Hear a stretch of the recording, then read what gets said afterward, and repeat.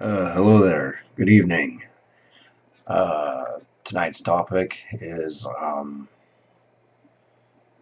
going to be a bit different than usual in the sense that it's something I wanted to delve deeper into. I specifically mentioned it half-heartedly before, but I think it is a distinct real possibility if you've taken the time to watch 100 odd hours of my YouTube videos. Anyway, underwater uh, bases run and occupied by uh, a hostile nation. In fact, the only hostile nation left on this entire planet that is capable of dealing any real damage to the West. And that would be the Chinese Communist Party. I'm not even talking about the civilian population. They're expendable. If you know anything about the Chinese Communist Party, and I highly recommend you watch China Uncensored with Chris Chappell. If you're unfamiliar with the CPR. Anyway, underwater military bases. Now get this. They're expensive. They're hard to maintain. Um, but it doesn't actually matter. If they are armed with weaponry like nuclear weapons, for example, and they can be built quickly and quietly, then they can be quite the problem. And part of that stems from the fact that, okay, let's think of a cultural reference everyone can understand. And that'd be Dr. Strangelove, or How I Learned to Love the Bomb. You might remember that movie. That was many, many years before, back when it was the Soviets who were the main hostile nation towards the world. And it wasn't until many years later that we learned that they actually handled their economy, their domestic economy, very poorly, and they could not sustain a wartime economy indefinitely. And they couldn't. That's why they imploded. Um, Whereas the Chinese Communist Party, uh, they they can draw it out.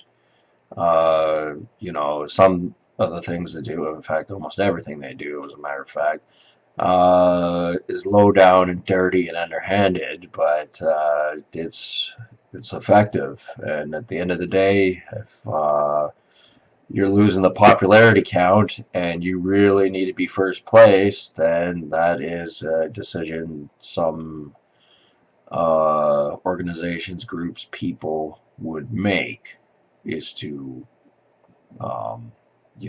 be low, underhanded, dirty, manipulative, basically every cheat sheet in the book. And the idea of Dr. Strangelove was that nuclear war could be started because of a chain reaction in response to another that was automated.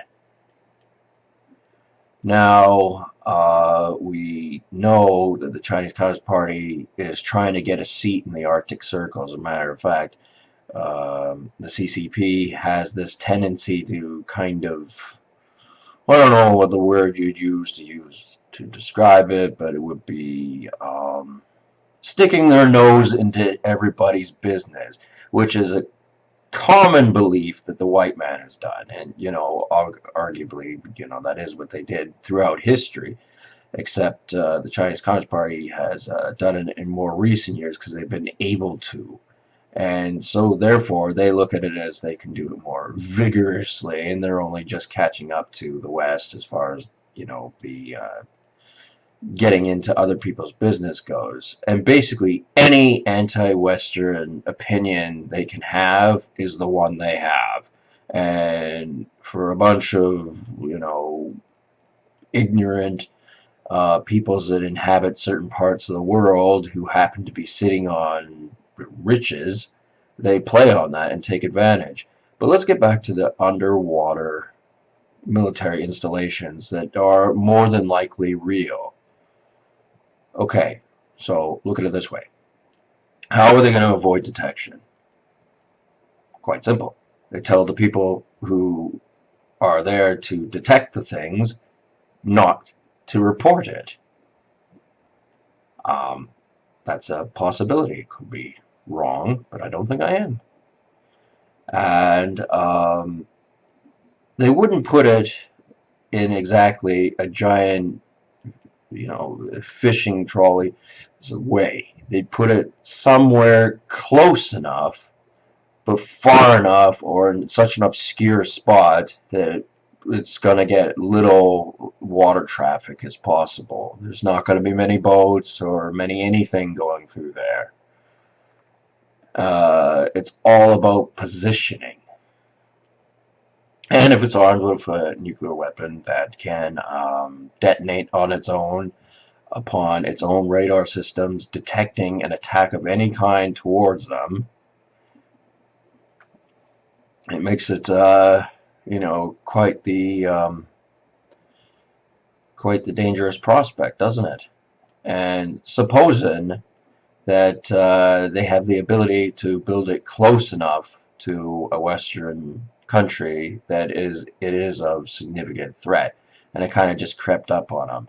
I mean, it was easy for the arrogance of the West to sort of, just exponentially increase. Because after World War II in particular, the West had a fairly good idea of the technological capabilities of Asia at the time. I mean, a lot of people will say, well, even with that information, like the Americans lost the Vietnam War. Number one, you don't understand a fucking thing about propaganda. That's the first thing. Number two, a lot of their equipment actually came from the Soviet Union, and even some of it came from Nazi Germany, believe it or not. And they didn't actually have the capability to build it themselves. I mean, it went through via China, and China gave it to Vietnam during the Vietnam War, and they basically took pictures of everything and copied it. But I mean, you take Japan, for example. They built the Yamato. One big ass boat, and they built it in the wrong war. It wasn't of any real strategic use by the time World War II came around. Had they built it 60 years earlier, yeah, it would have been a big time deal, but no, they built it at the wrong time. And the thing is, like, a lot of people don't know this who are either in my age bracket or younger, but Japanese technology was, for lack of a better word, pathetic at around about World War II standards, and so was most Asian technology. They relied heavily on not their own abilities to manufacture things, but in nature, which there isn't anything wrong with it if it's useful, like bamboo. They didn't invent that. They were able to do things with it, but they didn't invent that. That was nature that invented that. Had it not grown there, world peace may have been possible. Bamboo may be the exact result of why the world's not at peace right now, is because bamboo grew in Asia. Could be the reason. But you look at the motorcycles, for example, that came out of Japan in particular, but also other Asian countries try to make them as well. And at the beginning, like literally, I could, go grab a rather large twig, poke around some bird shit and call that a motorcycle, and people go, "Hmm, looks like you got a vintage Japanese motorcycle there." And it would fool most people because their motorcycles were terrible. Like, why even try? They didn't start getting good at doing things until the white man came along and went, "Look, stop making us look stupid. You're one of our satellite states. Do it this way." And then, once the ball got rolling, then they started getting a little bit better at it. And then, enough monkeys with typewriters in the room would build Shakespeare, yada, yada, yada. And that's how they did it. It's not actually terribly sophisticated way. It's not like the legends of Sir Isaac Newton, where an idea comes about in his head because an apple fell on it. It's because mankind's not actually very good at building things, so it usually adapts things that happen in nature or what someone else is doing, and then incorporates it into what they're doing, and then they put their spin on it. That's usually how it works.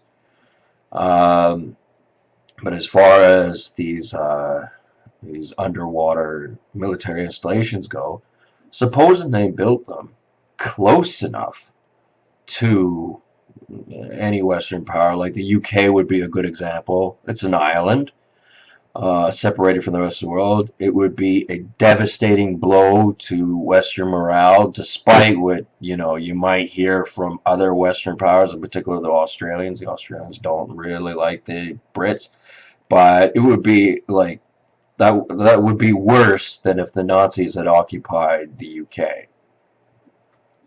It would be that bad and worse. Um, and it also might explain why their politics are, kind of insane. Don't make any logical reason whatsoever, especially from what we hear over here. Maybe life's different over there, and some small towns and things like that are disconnected from the world. But from what I hear from the big metropolitan areas, that things are done in rather mentally ill type of way. And why is that exactly? Well, because foreign powers are manipulating politics over there as well as they do over here.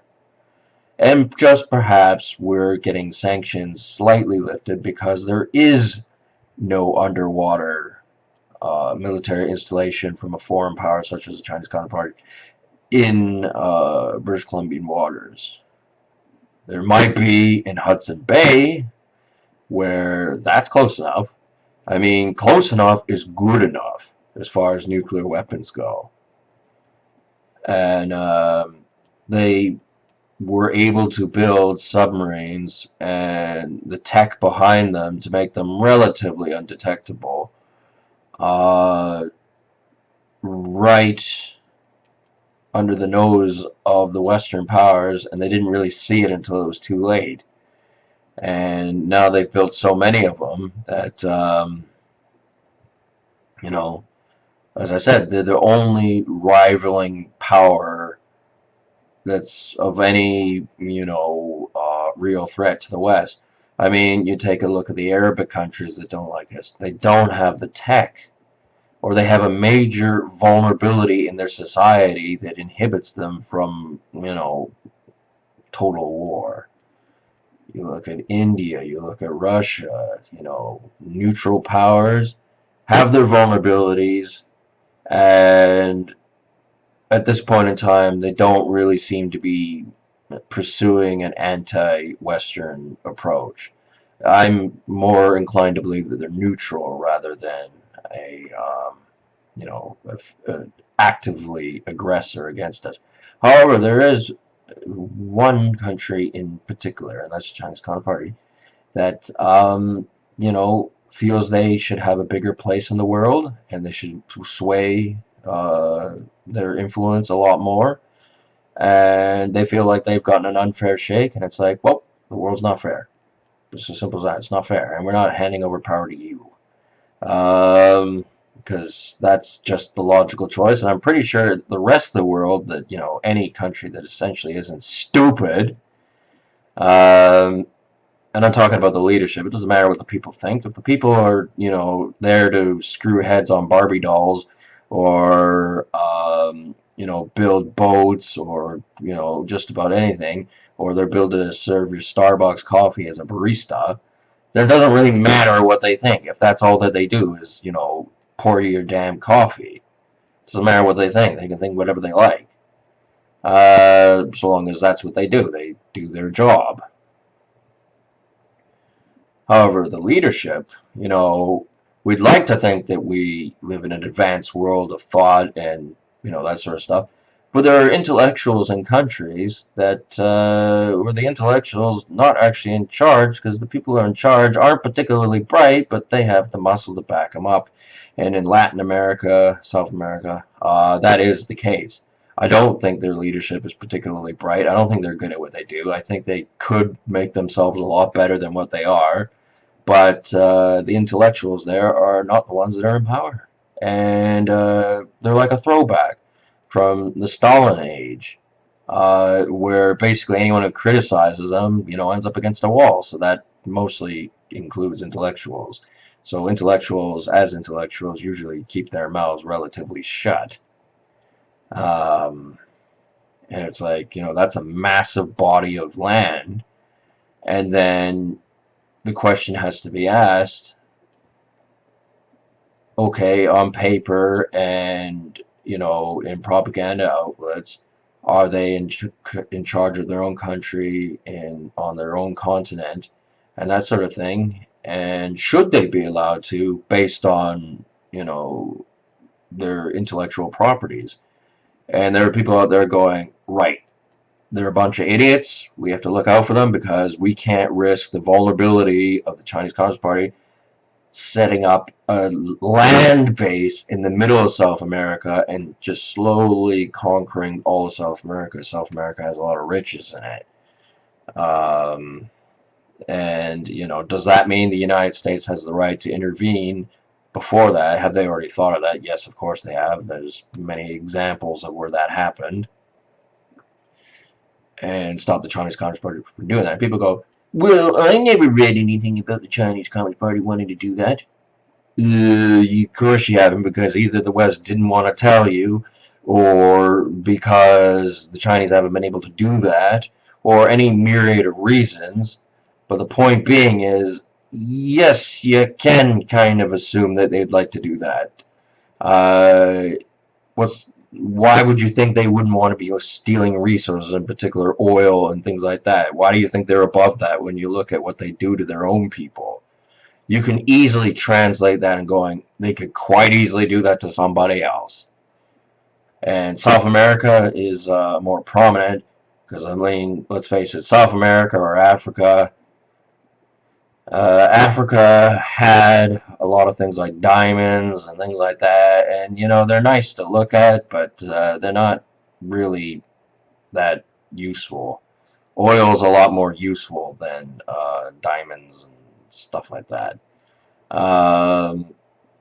have a little bit of oil in Africa, but most of the oil is in South America. I mean, a lot of the oil-rich nations around that region, in particular Saudi Arabia, um, actually had the brains to kind of defend themselves a little bit, with the help of the Brits, of course. Um, but yeah, it is a real possibility that Western politics are heavily influenced by the Chinese Communist Party's regime and their influence. And that's not something you're going to hear on the television. Television doesn't want to talk about that stuff. Television wants to keep you stupid. Television wants to keep you doing what you're doing. And, when push comes to shove, they don't want you pushing back. You're just there to be shoved. And, I'm not going to profess that I have any proof of anything of what I said, but perhaps, just perhaps, somebody might actually, take it into consideration. Um, yeah. So these these underwater, perhaps undetectable bases, I believe our government knows they exist. I believe they do have the technology to build them. They're going to be high maintenance because of, the seas are rough. They're not gentle on things. But are they unattainable? I don't believe so. Not with the advancement of technology, even from Mr. Left in the Dark country like the Chinese Communist Party, which is what the West gladly did to them. Um, anyway, yeah, that's all I got to say. So I will talk to you people later. Have a good night.